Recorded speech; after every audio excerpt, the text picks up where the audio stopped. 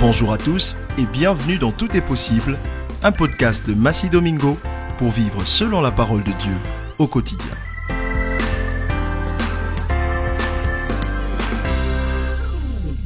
Les amis, à Jésus-Christ toute la gloire pour vos vies. Passons encore un bon moment ensemble pour booster notre foi, car on a la foi et plus de foi par la parole de Dieu. Il est bien dit dans Romains 10, 17, ainsi, la foi vient de ce qu'on entend et ce qu'on entend qui vient de la parole de Dieu. Ce n'est que par cette parole-là que cela est possible. C'est ça la vérité, les amis, comme on dit un peu partout chez nous. Bon, je voulais juste dire cela avant de vous donner le thème de ce jour qui est demander. Ah, on aime tous demander. Dieu aime aussi qu'on lui demande. Alors, pour ce verbe qu'on aime beaucoup et qu'on aime pratiquer, c'est Matthieu 7, 7. Demandez et l'on vous donnera. Cherchez et vous trouverez. Frappez et l'on vous ouvrira. Car quiconque demande reçoit. Et celui qui cherche trouve. Et l'on ouvre à celui qui frappe. Au verset 8. Vous êtes contents, n'est-ce pas? Une autre écriture qu'il dit aussi dans Jean 15, 7. Si vous demeurez en moi et que mes paroles demeurent en vous, encore la parole, demandez ce que vous voudrez et cela vous sera accordé.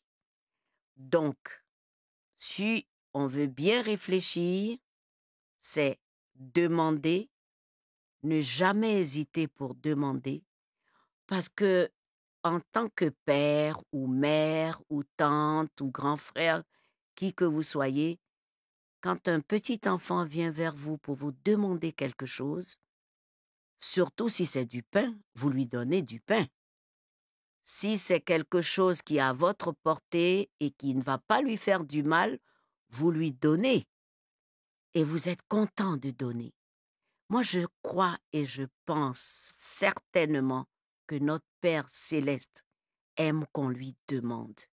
Il aime qu'on lui demande et il aime donner. C'est lui le donneur et c'est nous qui recevons ce qu'il nous donne. Et nous devons recevoir avec gratitude, avec joie. Vraiment, c'est bien quand vous donnez quelque chose à quelqu'un que la personne exprime sa joie. Vous voyez un beau sourire sur le visage de cette personne et automatiquement vous entendez la personne vous dire « Oh, merci !» Et puis « Merci encore !»« Oh, j'en avais besoin !» Cela vous réjouit. C'est pourquoi Jésus a dit « Il y a plus de bonheur à donner qu'à recevoir. » N'est-ce pas? Alors, il y a quelques conditions. On va aller dans le livre de Matthieu et voir les versets 29 et 30. Matthieu 9, 27, l'histoire des aveugles. La Bible dit « Étant parti de là, Jésus fut suivi par 2 aveugles qui criaient « Aie pitié de nous, fils de David !» Lorsqu'il fut arrivé à la maison, les aveugles s'approchèrent de lui et Jésus leur dit « Croyez-vous que je puisse faire cela ?» « Oui, Seigneur, lui répondirent-ils. Alors, il leur toucha les yeux en disant « Qu'il vous soit fait selon votre foi. » Verset 30. Et leurs yeux s'ouvrirent. Je reprends cette partie importante. Il leur toucha les yeux en disant. Mais avant ça, Jésus leur avait posé cette question. Croyez-vous que je puisse faire cela? Croyez-vous que je puisse ouvrir vos yeux? Croyez-vous que je puisse vous guérir? Croyez-vous que je puisse vous donner ce que vous me demandez? Ils répondirent, oui, Seigneur. Je crois que c'est cela que Dieu attend de nous. Quand nous nous approchons de lui avec foi, avec la ferme assurance qu'il va nous accorder ce que nous lui demandons, parce que ce que nous lui demandons est aussi dans sa volonté.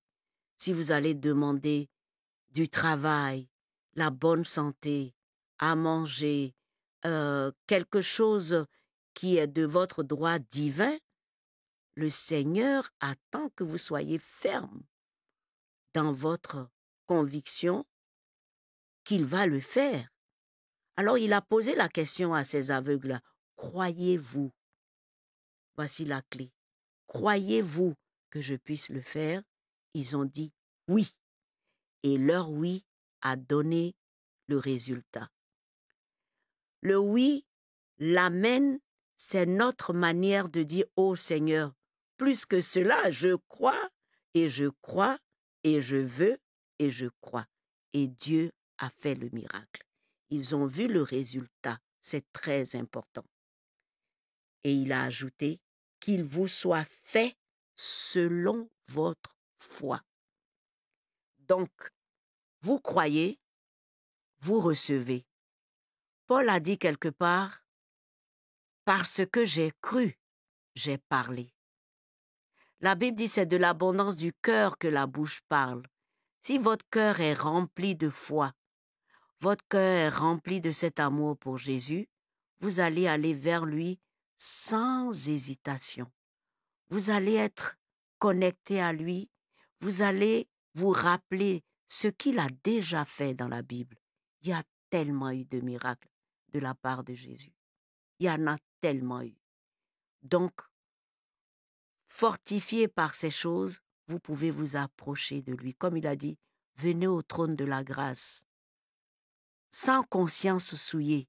S'il y a quelque chose qui ne va pas en vous, rapidement confessez-le, repentez-vous, demandez pardon et soyez certain que Dieu vous a pardonné parce que si vous vous culpabilisez, il y a quelque chose qui cloche. Il faut que le cœur soit nettoyé. Il faut qu'il y ait de la propreté. Et ensuite, vous allez faire votre requête. Comme il a souvent dit dans Philippiens, il dit, quand vous avez prié, quand vous avez supplié, maintenant vous êtes en action de grâce. L'action de grâce, avant le résultat, démontre la fermeté de notre foi. Puisqu'il a dit dans Jean, si vous me demandez quelque chose, croyez que vous l'avez reçu. Si vous me demandez quelque chose, je vais le faire, afin que le Père soit glorifié. Si vous demandez quelque chose au Père en mon nom, il va vous l'accorder. Il y a tellement de promesses à ce propos. Donc, il ne faut jamais, jamais, jamais hésiter. Allez vers votre Père céleste et demandez avec foi, avec assurance qu'il vous aime tellement qu'il ne peut pas vous abandonner dans une détresse quelconque. Non, jamais. Il va le faire. En ce moment, je sais que beaucoup d'entre vous ont des challenges. Certains cherchent du travail après de longues années d'études. D'autres, mariés depuis quelques années, attendent d'avoir des enfants, le fruit des entrailles. D'autres ont des problèmes avec des enfants et ils se demandent comment gérer cela. Allez au trône de la grâce. Et si vous avez déjà demandé, ne redemandez plus la même chose parce que c'est comme si votre doute vous empêche d'avancer. Une fois que la demande est faite, soyez calme, soyez certain qu'il va le faire. Et qu'est-ce que vous faites en plus? Action de grâce. C'est ce que Philippiens dit. Rendez grâce, soyez en action de grâce après la prière et les supplications avec action de grâce maintenant. Vous continuez jusqu'à ce que vous voyez le résultat. Je voudrais prier maintenant pour tous ceux qui cherchent du travail. Seigneur, je viens devant ton trône de grâce avec tous mes frères et sœurs à travers le monde qui écoutent en ce moment. Seigneur, fraie un chemin là où il semble ne pas avoir de chemin. Il y a certainement une place, un poste, un endroit pour chacun d'eux pour pouvoir travailler. Car toi-même, tu recommandes que nous puissions travailler. Tu n'aimes pas la paresse, tu n'aimes pas le désordre, tu n'aimes pas qu'on quémande. Alors, Seigneur, donne-leur le travail qu'il faut, avec une bonne rémunération, et qu'ils témoignent de ta fidélité et de ta bonté. Merci d'avoir écouté et exaucé au nom de Jésus. Amen. Alors, très simple, si vous avez la réponse, envoyez-nous un petit mot pour nous faire connaître ce qui s'est passé, comment vous avez eu ce travail et tout. Maintenant, je vais prier pour toutes ces personnes mariées qui désirent un enfant. Dieu nous a déjà délivrés de la malédiction de la loi. Donc, vos entrailles sont bénies. Seigneur, tu as dit dans ta parole que nous sommes bénis de toutes les bénédictions spirituelles dans les lieux célestes en Christ Jésus. Le spirituel commande le naturel. L'invisible commande le visible. Maintenant, Seigneur, bénis les entrailles de tes enfants et qu'ils aient des enfants dédiés à toi. Que ces enfants-là, Seigneur, soient un témoignage à la gloire de ton nom demain. Merci d'exaucer au nom de Jésus. Amen. Maintenant, pour tous ceux qui ont des problèmes avec des adolescents qui ne savent plus quoi faire, il y a un petit secret. Les déposer dans les bras du Seigneur. Il a dit, déchargez-vous de tout fardeau sur moi. Vous savez, surtout nous les mères, championnes de l'inquiétude, nous ne savons pas déposer totalement. Nous déposons dans les bras de Jésus et après, dès qu'il y a un petit problème, nous revenons chercher l'enfant et nous faisons le travail nous-mêmes. Or, nous sommes disqualifiés pour ce travail-là. Dieu seul transforme les cœurs, change les vies.